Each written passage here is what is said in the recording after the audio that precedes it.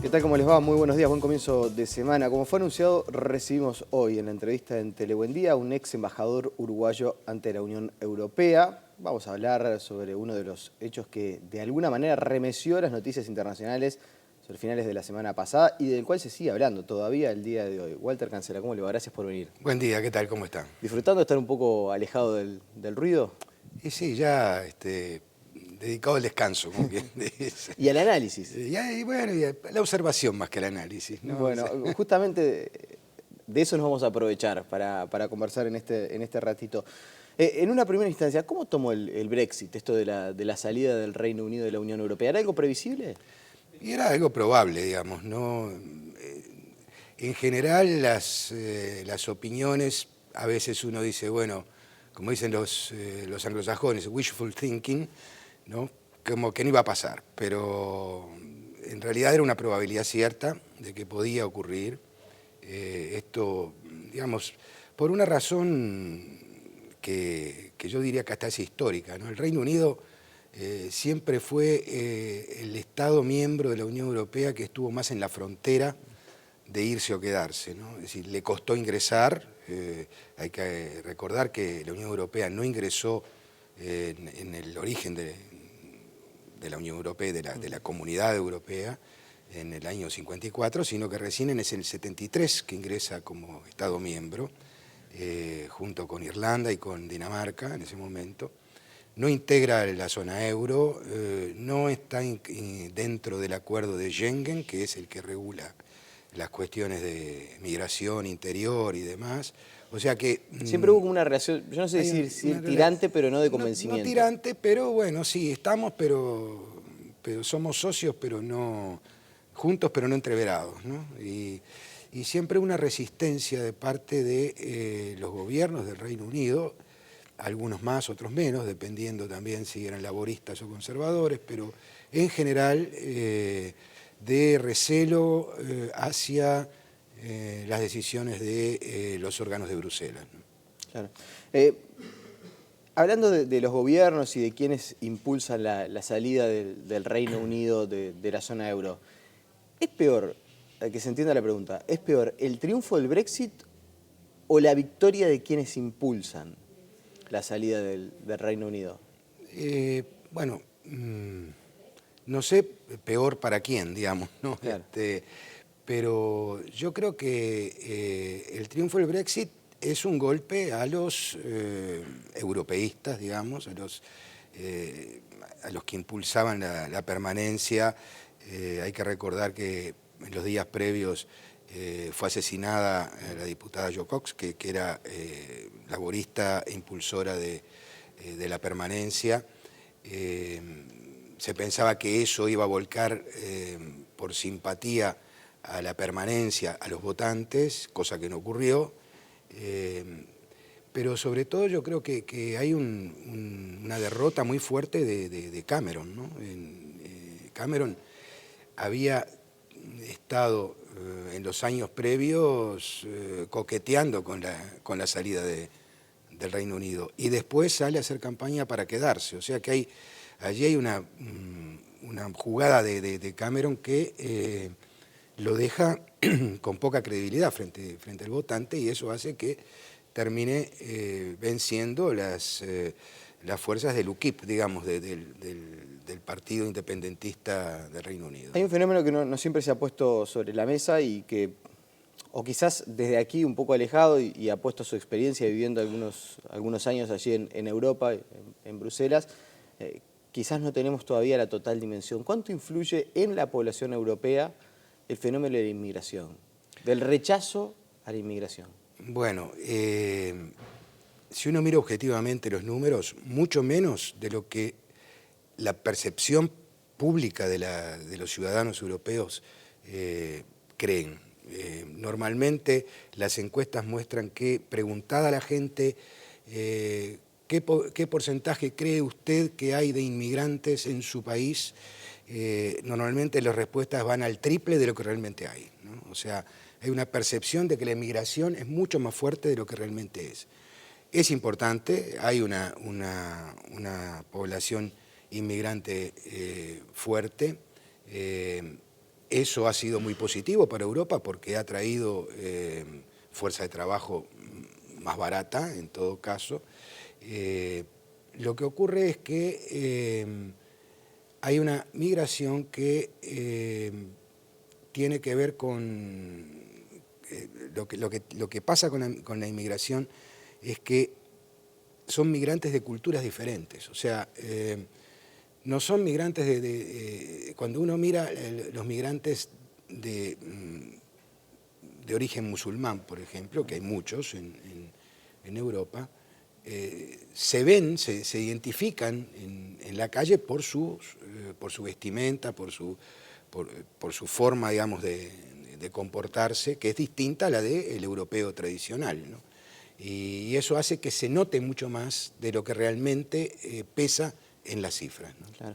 Usted vivió en Bruselas y allí, bueno, esa ciudad ha sido foco de atención justamente por la inmigración y por algunos barrios que están signados por ser especie de guaridas, de refugios de terroristas. ¿Esto en la población se nota? En el ciudadano común, en el de a pie, porque es una de las explicaciones que mucha gente da para, bueno, uno de los argumentos fuertes de lo que se agarraron los impulsores del Brexit en Gran Bretaña para impulsar la salida de la zona de euro. Bueno, Bruselas, como casi todas las ciudades europeas, tiene barrios donde es dominante la población migrante. Yo me acuerdo de la primera vez que estuve en Europa, hace muchos años, estuve en Berlín y Berlín tenía el barrio de los turcos, por ejemplo, ¿no? Donde había una gran población turca. En Bruselas hay barrios donde sí existe una fuerte población de origen del norte de África, básicamente, marroquíes sobre todo, pero que son personas trabajadoras como todo el mundo. Lo que ocurre es que los terroristas que operaron desde Bruselas se mimetizan en esas comunidades, que son comunidades normales, si bien tienen otras culturas. ¿Pero estuvo, por ejemplo, usted en Molenbeek? Sí, claro, claro. Es un barrio en el que uno puede ir tranquilamente. Es un barrio donde uno puede ir tranquilamente. Se siente un poco raro porque la población que anda en la calle anda con sus vestimentas típicas, no como el resto de los europeos que andan en Bruselas. Bruselas es una ciudad muy cosmopolita, ¿no? No hay que olvidarse que allí está la sede de las instituciones europeas con más de 40.000 funcionarios de distintos orígenes de distintos países de Europa. Está la OTAN, que también tiene su sede en Bruselas. O sea, es una ciudad donde uno camina por la calle y escucha todos los idiomas, ¿no? Sin embargo, lo que sí se nota con diferencia es la población que viene de la cultura musulmana, que se ve por su vestimenta, digamos. Le voy a hacer una pregunta 2 en 1. ¿Cómo puede afectar al Reino Unido abandonar la Unión Europea y a la Unión Europea que el Reino Unido abandone la zona? Bueno, empecemos por la primera. El Reino Unido, ¿cómo puede afectarlo? Primero, hay que ver cómo se negocia la salida, ¿no? La salida del Reino Unido, primero, número uno, el referéndum no es vinculante, o sea, el gobierno podría eventualmente decir, bueno, muy bien, la población dice esto, pero seguimos en la Unión Europea. Menudo atado se metería, ¿no? Claro, es decir, políticamente es casi impensable que eso pueda ocurrir. Segundo, para que eso ocurra tiene que el gobierno hacer la comunicación formal a la Unión Europea de su deseo de entrar en el proceso de salida del artículo 50 del Tratado de la Unión Europea. Ya Cameron anunció que él no lo va a hacer. Se considera que no puede conducir un barco en un rumbo que no es el que él cree que debería seguir, y por lo tanto va a dejar el espacio, pero recién a partir de octubre, a un nuevo primer ministro que será quien conduzca el proceso de salida. Esto sería en octubre. De ahí, si se presenta en octubre formalmente la solicitud, hay 2 años para negociar la salida. Y esto implica revisar toda la legislación que el Reino Unido tiene en vigor sin haberla aprobado su Parlamento, porque son normas que emanan de la Unión Europea y son aplicables directamente en los países miembros, y tendría que verse cómo esas normas se incorporan o no a la legislación británica. Hay que ver cómo se negocia la relación futura en materia comercial, porque... Lo que mucha gente presume es que la Unión Europea le va a poner fuertes trancas para evitar el efecto contagio, ¿no? Porque si uno acepta que el Reino Unido se vaya de la zona euro sin mayores consecuencias, eso puede cundir como ejemplo. Claro, consecuencias va a haber para el Reino Unido porque va a quedar en las mismas condiciones que cualquier otro país que no es miembro de la Unión Europea en términos de relaciones comerciales. O sea, sus exportaciones hacia la Unión Europea van a pagar arancel, por ejemplo, ¿no? Cosa que hoy no ocurre. O sea, habrá que ver cómo se negocia. Es posible que que pueda quedar en una situación similar, pero eso también hay que negociarlo, a la que tienen Islandia, Noruega y Liechtenstein, que son parte de la Asociación Europea de Libre Comercio y forman parte del espacio económico europeo, que tienen acuerdos preferenciales con la Unión Europea. Hay que ver cómo quedan las relaciones en materia de política, digamos, entre el Reino Unido y la Unión Europea. Hay que ver qué pasa dentro del Reino Unido con esto, porque no hay que olvidarse que en este referéndum Escocia votó 6-4, digamos, por quedarse en la Unión Europea. Bueno, de hecho se dice en las últimas horas que Escocia va a tratar de establecer una especie de bloqueo a la decisión adoptada por el Reino Unido. Bueno, lo mismo pasa con Irlanda del Norte, o sea que solo Gales e Inglaterra fueron donde digamos, el referéndum ganó por salir, ¿no? Entonces, eso le crea un problema al Reino Unido en cuanto a su propia unidad. Y a la Unión Europea le crea el problema de que es un elemento más que viene a jugar contra la estabilidad de la unidad de la Unión Europea. Hace tiempo que la Unión Europea viene con problemas de ese tipo.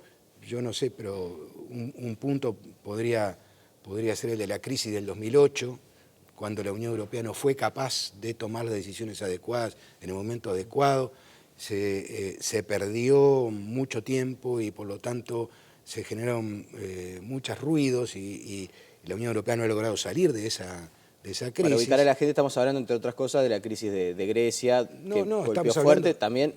Bueno, eso vino después, pero digo, es decir, en el 2008, cuando se produce la crisis financiera en Estados Unidos que rebota en Europa y bueno, se pone al descubierto lo que pasaba en Irlanda, en España, en Portugal, en Grecia, bueno, con todos los problemas que eso trajo después, no hubo capacidad de la Unión Europea de actuar en forma unida para resolver esos problemas.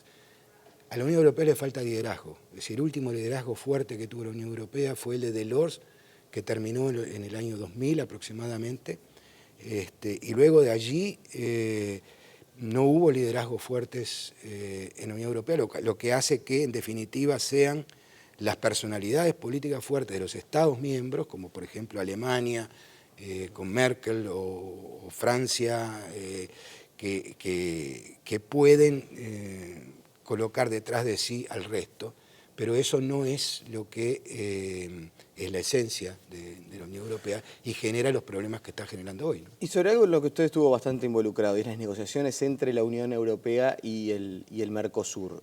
¿Cómo puede impactar una noticia de estas características? Porque se mencionó, estuvo sobre la mesa en los últimos días, hizo mención el presidente Vázquez incluso, que puede llegar a tener algún efecto. Y sí, primero el efecto que tiene es que si bien el acuerdo Mercosur-Unión Europea no está entre las primeras prioridades de la Unión Europea desde hace mucho tiempo, esto lo baja aún más, ¿no? Es decir, en cuanto a prioridades para la preocupación de la Unión Europea en relación a este tema. Esto genera problemas también en la negociación con Estados Unidos que tiene la Unión Europea. ¿Cómo no va a generarlo con el Mercosur? Por otro lado, si uno lo mira, bueno, vamos a seguir negociando, se va a seguir adelante con la negociación. Bueno, visto desde el Mercosur, uno puede decir, bueno, se pierde un potencial aliado en favor del acuerdo Unión Europea-Mercosur. Esa era la otra pregunta. ¿qué rol jugaba el Reino Unido en este acuerdo comercial? Porque uno sabe, por ejemplo, que a nivel de las exportaciones, no sé, de los lácteos, existen en Francia, en Bélgica, algunas resistencias a la firma del acuerdo comercial, que eventualmente por algunas otras cuestiones hay intereses afectados de una y de otra parte. ¿Qué rol jugaba el Reino Unido en estas No, negociaciones? el Reino Unido era, como digo, entre comillas, un aliado, digamos, del Mercosur en el acuerdo.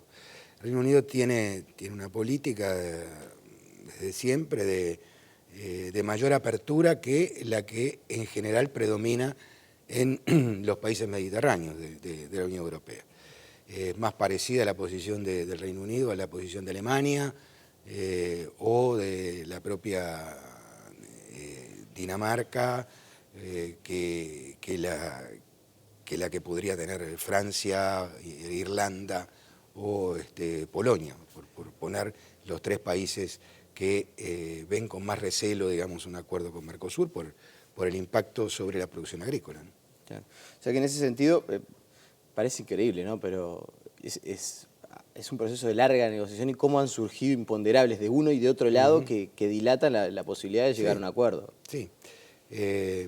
Digamos, los imponderables han surgido porque en definitiva tenemos, es una negociación complicada porque es una negociación donde los intereses ofensivos de una parte son exactamente los defensivos de la otra, ¿no? Brasil y Argentina protegen su industria y Europa protege su agricultura. ¿Y ha podido tener contacto con alguno de sus ex compañeros de negociación europeos en estas últimas horas? Imagino toda esta situación que se genera, si a uno como periodista que no ha podido tener la oportunidad de estar en contacto con personas, bueno, en el rol que usted se desempeñó, le genera curiosidad, me imagino que a usted también.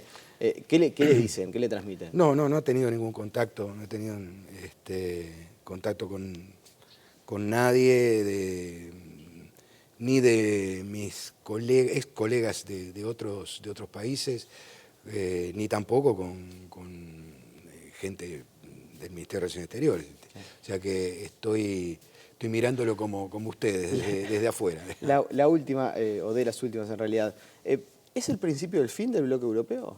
¿O es demasiado aventurado decir eso? No, yo creo que es demasiado aventurado. Yo creo que va a haber muchos cambios y se van a procesar en muchos años, ¿no?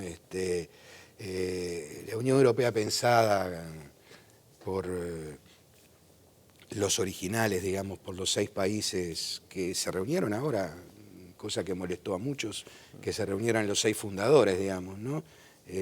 Alemania, Francia, Italia y los países del Benelux, para considerar esto del Brexit sin tener en cuenta el resto. No es lo mismo pensar una Unión Europea para estos países o para los países que, para irnos muy atrás en la historia, formaban parte del Sacro Imperio Romano-Germánico con Carlomagno, con Carlos V en la cabeza, pudiera funcionar igual con países que, como por ejemplo los países del Báltico, los países más al este de la Unión Europea, o incluso con Turquía esperando para entrar, ¿no? Es decir, no es la misma Unión Europea que podría imaginarse en los años 50 del siglo pasado, ¿no? Walter Cancela, le agradecemos su presencia esta mañana aquí en Tele Buen Día. Gracias a ustedes, ha sido un placer. La pausa y seguimos con mucha más información.